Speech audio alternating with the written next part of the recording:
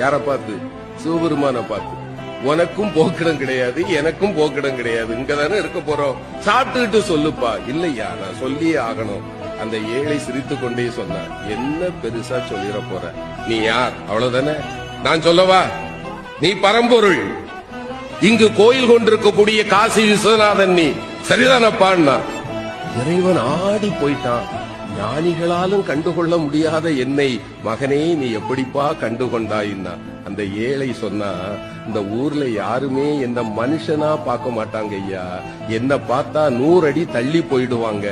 ஆனால் என்னைக்கு சமமாக அமர்ந்து அழுகி போன என் கையில் இருக்கிற உணவை கூட உண்பதற்கு ஒருவன் கையேந்துவான் என்றால் என் கருணை கடலே, உன்னை தவிர வேறு யாரால் ஐயா இது முடியும்?